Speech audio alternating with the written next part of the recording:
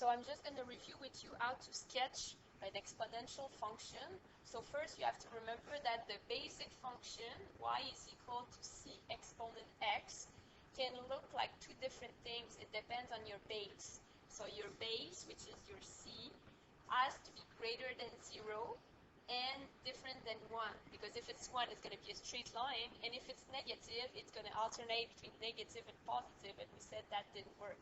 So when we look at our base, what's at the bottom of our exponent, if it's between 0 and 1, so like a fraction, like 1/2, it's going to come down this way.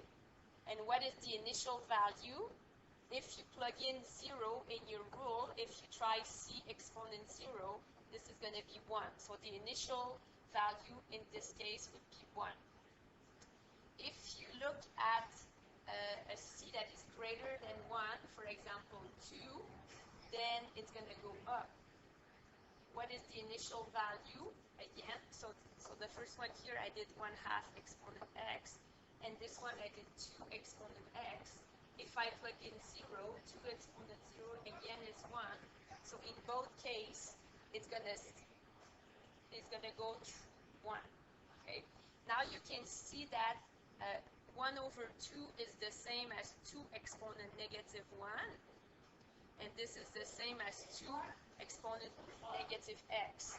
So that means when you have a negative in front of your x, it's a reflection on the y-axis. So you can look at 2 exponent x looks like this, but there's a reflection on the y-axis, so then you can see it's going to look like this after.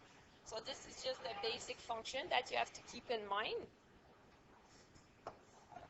Now, if there's a transformation, what will the a and the k do? K will be your vertical asymptote. Sorry, not vertical, horizontal. It's a vertical translation. It's going to give you horizontal asymptote. Just going to come back to the previous slide. I realized I forgot the asymptote. So let's go back here. You're going to put it in red. Your asymptote here is y equals 0 for both graphs. Because if you look in your general function, it's c exponent x, your k is 0. So when you have to graph and there's a k, you should always start with your k.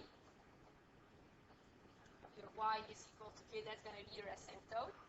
Then you have to look at your a. Your a will help you for the initial value. The initial value is a plus k. So depending on your number, you will find your initial value. And you have to check your c, your base, to help you to see if it's going to be going up or down. So remember, if your c is greater than 1, it's going to go up. And if your c is between 0 and 1, it's going to come down. And you have to check if there's any reflection on the x or the y-axis. When you look at your a value, it's the same as before.